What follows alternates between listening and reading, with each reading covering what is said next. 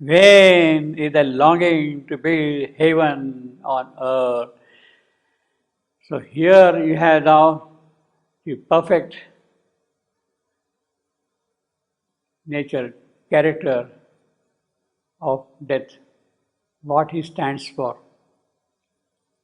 He essentially stands for something that will not be admitted by him, that the heaven could come and be here.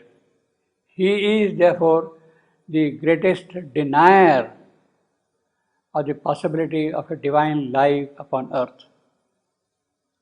He epitomizes the deny that no, it is not possible at all to have divine life here upon earth.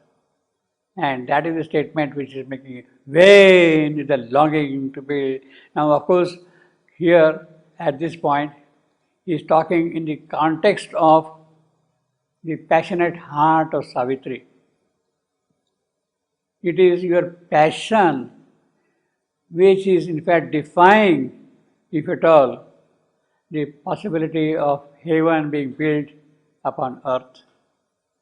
Remove that passion, be calm, and maybe possibly heaven could be built upon earth. That is what it would imply, you see. Vain is the longing to build heaven on earth. And again, you see this line, vain is the longing to build heaven on earth. You can feel the repetition of these two sounds. Vain, heaven, and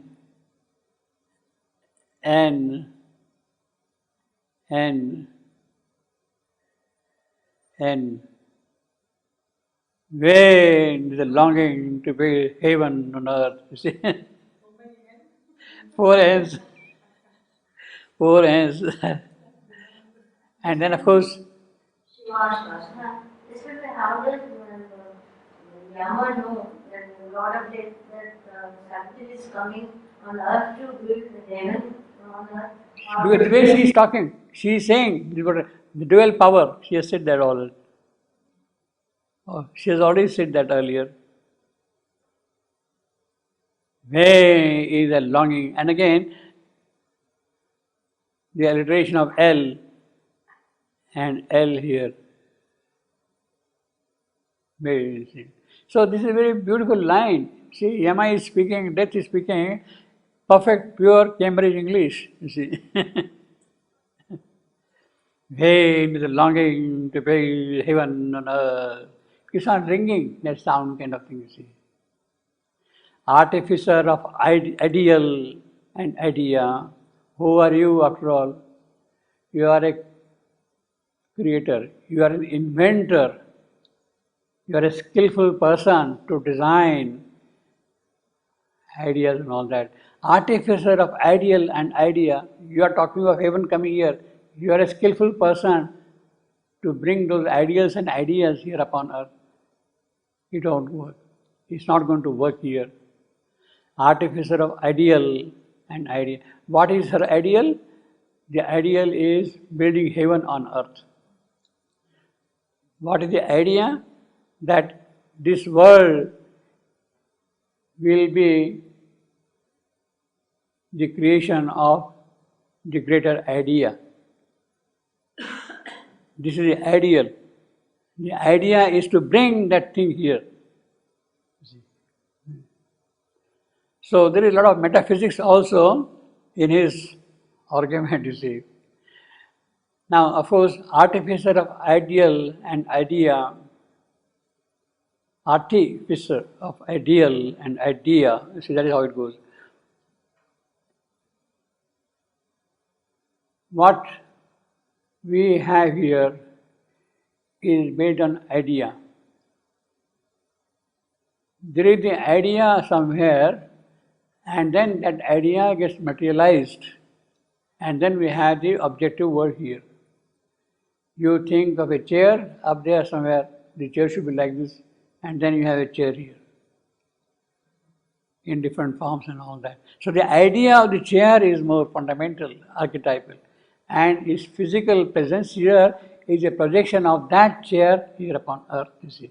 That is the idea. So your idea is to build that heaven here, and you want that thing to materialize here, you see. So this is exactly what Plato was saying. Plato had the access to the world of idea, and his whole philosophy is based on idea. What he lacked, what he was not aware of, was the real idea. Idea belongs to the overmind plane. You have got the creation in the overmind world of all kind of things.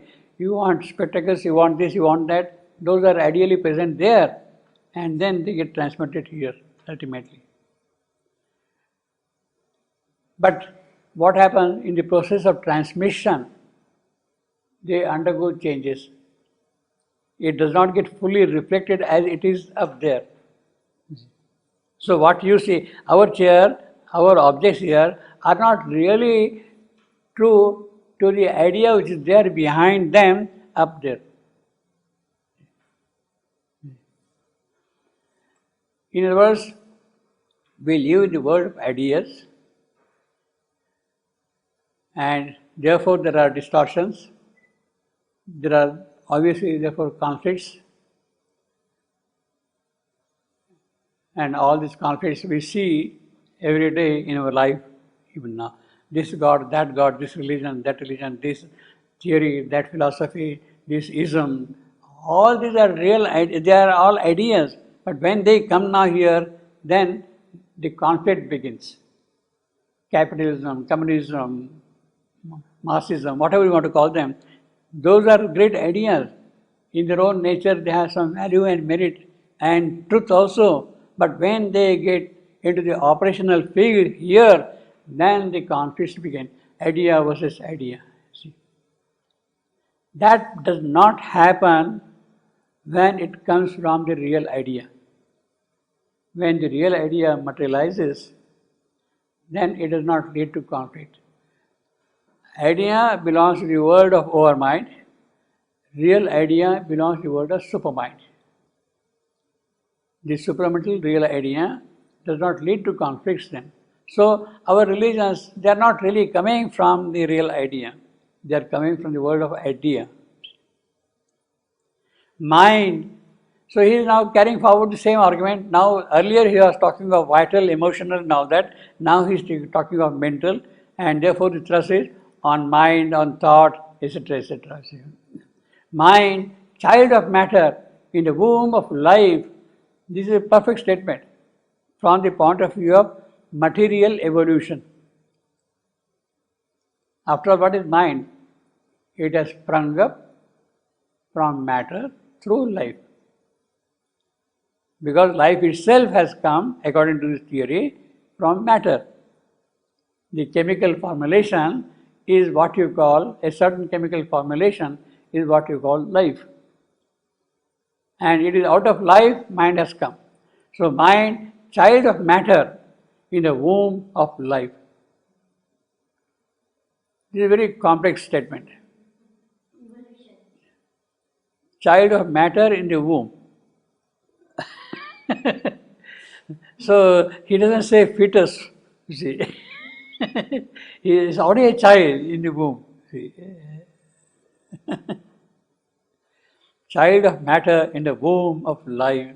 To higher levels pursues his parents' step. It is this mind which wants matter and life. They are the parents to please go up, you see. To higher levels pursues his parents. Now, his stands for, of course, child. Normally, it should be its, if it is going to refer to mind. Child of matter in the womb of life, to higher levels pursued his parents' step. Inept, they follow ill the daring guide. And this poor life and matter, they follow this choice, wisdom, mind. Inapt, they are inapt. They follow ill, the daring guide. But mind, a glorious traveler in the sky, walks lamely on the earth with footsteps slow. Well, that is what we do. You see, we can't think too far ahead. We go step by step. We do this, then we do this, then we reason out and build upon reason, upon reason, upon reason, and carry forward. Walks lamely on the earth with footsteps slow. Hardly he can mold the life's rebellious stuff. It is very true. Mind has absolutely no control on emotion. The vital can throw away mind. Mind will suggest, tell this, do this, that, don't do that. Mind may give advice, but ultimately it is the vital which should do what it wants to do. Hardly can he mold the life's rebellious stuff. Hardly can he hold the galloping hooves of sense. Galloping hooves of sense, that is the emotion, that is the passion of life. He cannot hold those horses, ashwa. They are always speeding constantly. Now see the construction also here. Hardly he can mold the life's rebellious stuff. Hardly can he hold the galloping hooves of sense. What poetry, you see. See here, he can. Can he? And the internal rhyme, mold and hold. There is a kind of a force coming in that. Hardly he can mold, hardly can he hold, you see. And see the purposeful variation. Hardly he can mold, hardly he can hold. If you root that, the effect is lost. So how careful the artist is to the minutiae of poetry. Hardly he can mold the life's rebellious stuff. Hardly can he hold the galloping hooves of sense. And if you scan this line, hardly, there is long shot, that is a trochee. This is also of course a trochee. He can mold, short, long, anapest. Can he mold? Again anapest. And then the lives, I am short, long. And here the gal, again short, long. Life, rebellious stuff, rebellious, lives, rebellious stuff. So, rebel, that is I am. Yes stuff, short, long, anapest. So you have got here a Pyrrhic, you have got an anapest here, you have got here an I am, here you have got again an I am, and here you have got again an anapest. Short, long. Rebellious stuff. And here, same thing here up to here, but here now there is a variation. Galloping hooves. Here at the end you have got the anapest, here you have got the fourth foot at the anapest. Galloping hooves of sense. The I ams and anapests are interchanged. I don't know if you're following or not. No? See, look, hardly he can mold, hardly he can hold. That we are disposed of. It is the long short, hardly. Can he hold? He can mold. Both of them are short, long. Means up to here, first part, the metrical construction is identical of trochee and appeal. Then the third foot, the lives, that is I am. Here the third foot is the gal, again, and I am. Means up to 3 feet, both the lines have the same metrical. Now, when you come to the fourth and fifth foot, they are interchanged in these two lines. In this line, rebellious, rebel is a short long, lious stuff, it is short long. That is, it means that it is an am and an anapes. Here, galloping whose, it is short long, that is the anapes, and of sense. That is am. Means the third and fourth feet are interchanged in these two lines. Now that is important. Otherwise, if you have the same construction of feet, as we have seen, can he and he can, that variation has removed a kind of a monotony which is there. Same way, the monotony in the last two feet between this and this is removed by interchanging the feet. So these are really very fine and beautiful details as far as the poetry is concerned, the art of poetry.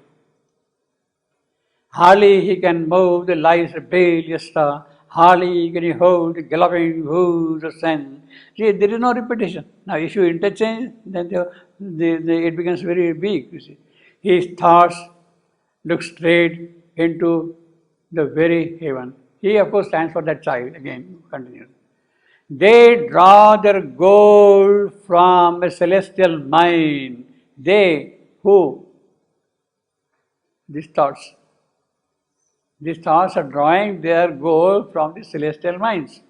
Gold from a celestial mine. His acts, they work painfully a common ore. Because now there is a gold mine, therefore ore.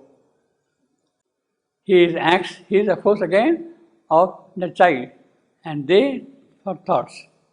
His acts work painfully a common ore.